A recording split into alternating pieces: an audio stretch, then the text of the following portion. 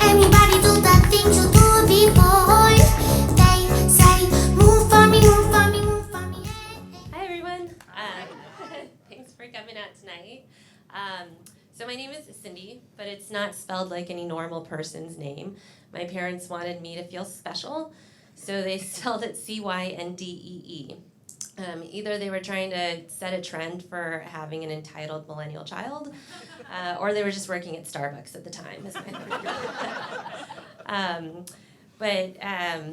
Yeah, imagine still growing up Silicon Valley adjacent, which is AKA Oakland.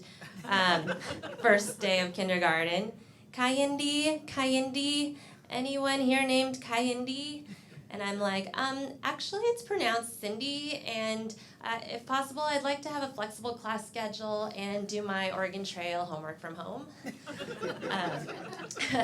Yeah, having two parents that are both type A engineers, it was kind of hard because they said, yeah, you can be anything you want to be when you grow up, as long as you're an engineer.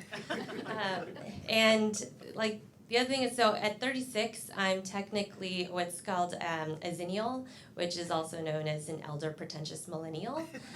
And which is not so bad. Like recently I got an award for coming in 98 out of 99 in a swim competition. Yes, that's second to last. But I was really pissed at myself for spending $125 to say that I got an award that says I suck at swimming.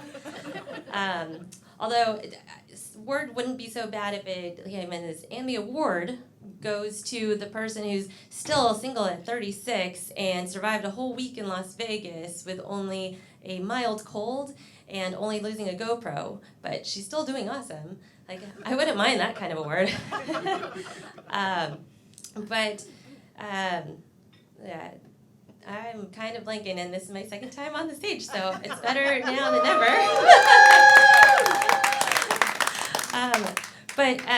Back to being like an engineer, like as a kid, I also had to do like a census form, and it said like Asian, Caucasian, African American, other Pacific Asian. And as a kid, I would be like, okay, is there a box that can say engineer to make my parents happy? And this is not going the way I wanted it to. Before you jumped in, so actually technically I'm half Filipino, or a quarter German, a quarter Scottish, and a quarter whiskey. And before you jump to any conclusions, yes, my mom is the Asian one, but it wasn't your typical Asian fetish love story. She really just liked bratwurst. And she was actually 8 years older than my dad, and she was doing her PhD program at Stanford. So technically she was a cougar. And being on the Asian side, like, yes, my mom was an Asian tiger mom, or I guess a cougar mom. But it's really intimidating because I'll never be able to make her happy. But at the same time, it's really awe-inspiring to have a role model like that. It's kind of like, yes, I need to go to therapy, but so does everybody else in LA. But it's kind of like being a celebrity adjacent, where maybe I'll get my 15 minutes of fame from being in the behind the scenes while Kim Kardashian's doing a promo at Whole Foods. Like, eventually, maybe I'll get 15 minutes of my mom's approval. Maybe not with comedy, but to that note, both my family are engineers, so our family vacations weren't like traditional family vacations, going to like Mall of America or an NFL football game, or going to the biggest, largest ball of yarn in the world. Instead, we'd spend like a week at CES in Las Vegas, which is the Consumer Electronics Show. And so as a kid, it sucked, but now as a female adult nerd, like, it's actually pretty awesome. And my love of efficient tech is like pretty embarrassing, but I think it's cool. I don't know if you guys saw, but on Monday they had the Avatar Mercedes-Benz partnership announcement. So after the keynote session, I went down to the bottom of the stage with my friend, and there was James, or Jim Cameron, and John Lando right there. And I'm standing there with my mouth wide open, eyes big, and drool coming down, and I'm just like in awe and fascination as like the words were coming out of their mouths like a piece of art.